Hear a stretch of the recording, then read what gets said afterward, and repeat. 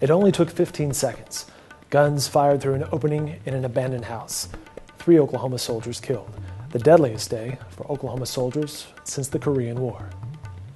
The Deadliest Day is produced by the Oklahoman. It examines those 15 seconds in Afghanistan that left 3 Oklahomans dead, 2 more seriously wounded, and all of the survivors of this Oklahoma National Guard unit shocked and scarred. It happened in September of 2011 in the Paktia province in Afghanistan. The small kill team, led by Staff Sergeant Dwayne Kellogg, had an order to eliminate enemy fighters planting deadly roadside bombs. The Oklahoma soldiers had set up a sniper position overlooking a road, but had retreated to an abandoned house to hide during the daylight. From there, mistakes were made.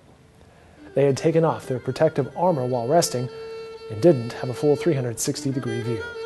They were ambushed in the afternoon at 4:10 p.m. on September 9th, 2011 by 3 insurgents at close range. We sat down with senior reporter Philip O'Connor in the Oklahoman's newsroom to learn what he saw behind the eyes of the soldiers interviewed. They're in a house with no top. How odd was it that these insurgents came across at 4 in the afternoon? All of these things seem unlikely. These guys were sitting in an abandoned house. They were resting. They were waiting for night to come so that they could go back out and continue their mission. They made some critical mistakes in terms of a fundamental of soldiering is that you always maintain 360-degree security. You always know everything that's going on 360 degrees around you. What did they say about that? Since it was such close quarters and there were enough of them, how did they not have 360? That's the great question. And I think it's the one that Dwayne Kellogg struggles to answer today. I mean, he admits that he messed up. He messed up. And because of that, they were approached from an angle that they weren't watching, and before they knew it, these guys were on top of them. And 15 seconds later, you have the worst day in the history of the Oklahoma National Guard since Korea. So give him a hug and tell him I love you. Couldn't come back, right? He said, "Yep, Mom, I promise you.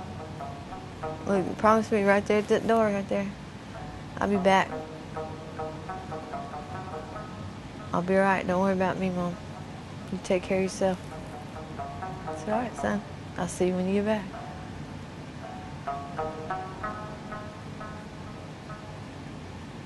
He didn't come back. Not the way I wanted him to.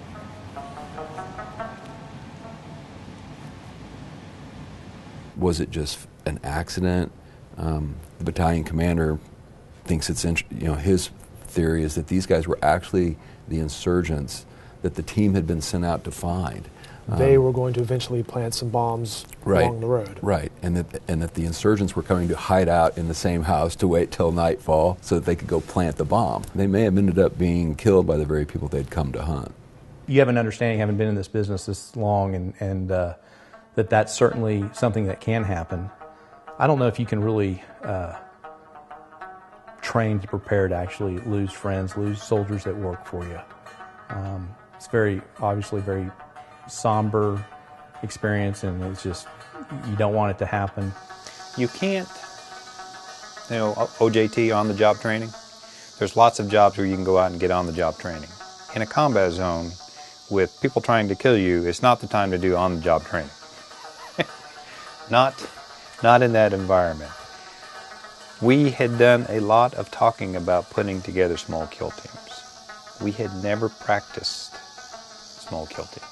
There is an investigation that takes place immediately afterwards, and charges are filed. And Dwayne Kellogg is the one that is being held responsible for that.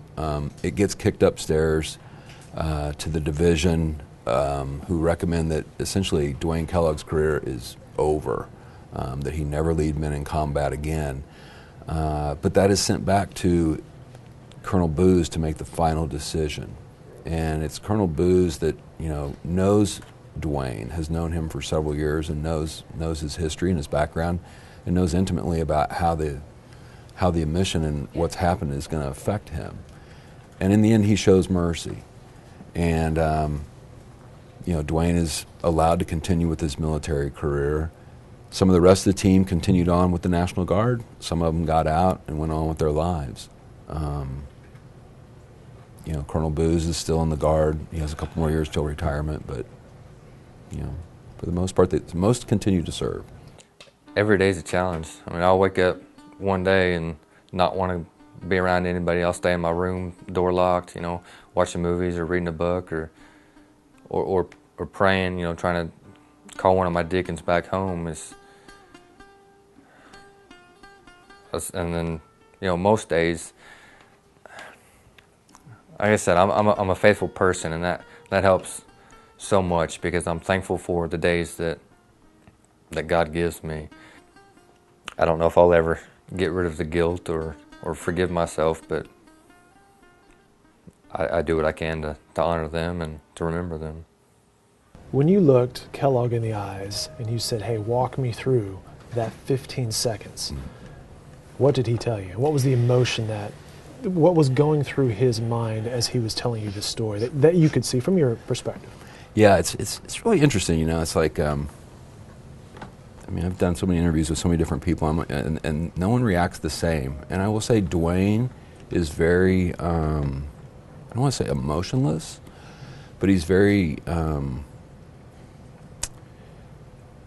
he's just kind of level about explaining what happened, and you think you might be able to touch something there, but I think for him it's so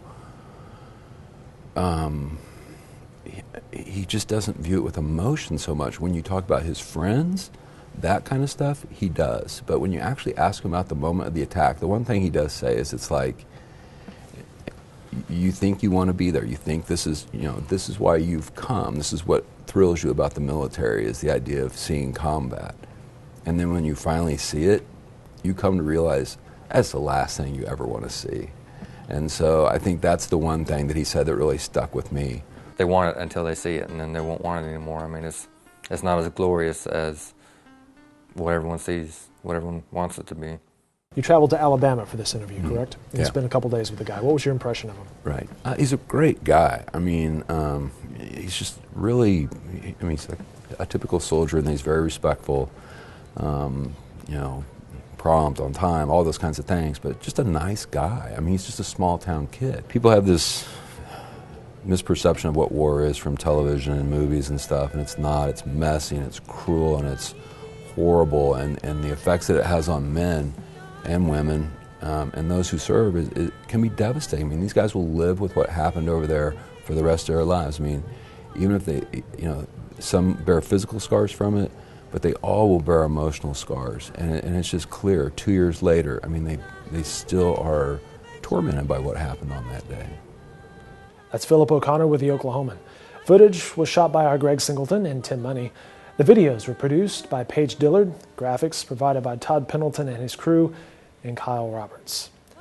Our sincere thanks to the soldiers and family members who were willing to talk with us in this series. Our thoughts and prayers go out to those who were killed and wounded, and to those who carry the mental burden from that deadliest day.